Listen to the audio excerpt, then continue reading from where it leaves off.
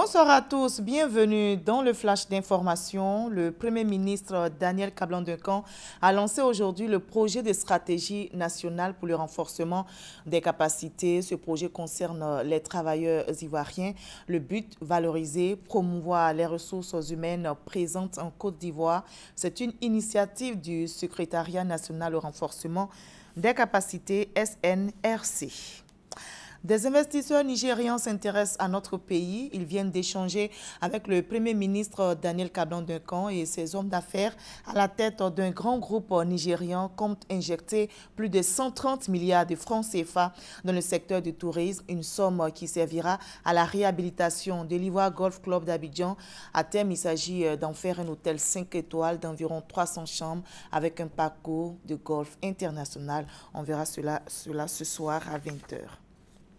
L'Association des étudiants de l'Université Félix Houphouët-Boigny condamne les récentes violences au sein de l'université qui ont entraîné la mort d'un étudiant. L'association vient de tenir un point presse. Elle appelle au calme et à la retenue des deux syndicats estudiantins à l'origine de ces violences. Il s'agit de la FESI et de l'AGESI. Et en bref, cette bonne nouvelle pour la Côte d'Ivoire, notre pays vient d'être déclaré libre de la polio par la commission de l'éradication en Afrique, commission de certification de l'éradication en Afrique. L'annonce a été faite aujourd'hui par le ministère de la Santé et de la lutte contre le sida. Le ministère des Eaux et Forêts lance la Semaine nationale de l'eau. C'est la première édition. Elle porte sur la gestion et la protection des ressources en eau. L'enjeu, permettre aux populations d'accéder à de l'eau de qualité, à l'eau potable, comme nous l'explique Herman Niamier. C'est par un décret pris en Conseil des ministres en janvier 2015 que le gouvernement a institué la Semaine nationale de l'eau.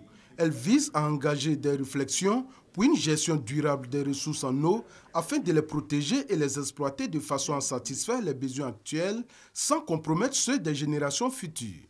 L'on a l'impression qu'elle est abondante, mais si nous nous prenons garde, il pourrait nous arriver donc des surprises désagréables.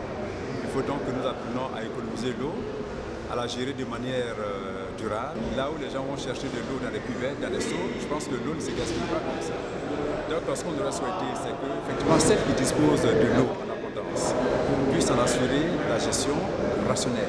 La première édition organisée par le ministère des Eaux et Forêts a réuni plusieurs acteurs de l'eau en Côte d'Ivoire. Cette semaine nationale qui résulte des recommandations des États généraux de la forêt, de la faune et des ressources en eau est une aubaine pour établir le dialogue autour de l'eau afin de pouvoir passer progressivement de la gestion sectorielle de l'eau à une gestion intégrée. C'est un cadre de débat à l'issue duquel je pense que les attentes des populations vont pouvoir s'estomper.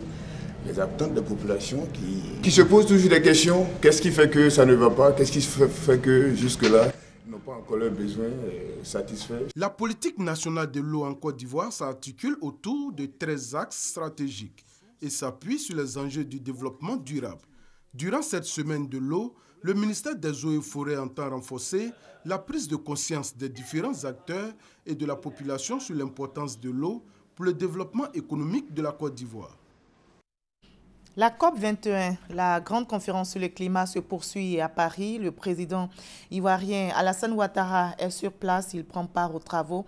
La thématique centrale de ce mercredi, c'est l'agriculture, responsable de 25% des émissions de gaz à effet de serre. Lundi déjà, à l'ouverture officielle des travaux, le Fonds pour l'environnement mondial a annoncé une dotation de 500 millions de dollars pour l'adaptation des pays en voie de développement au changement climatique, notamment dans le domaine agricole.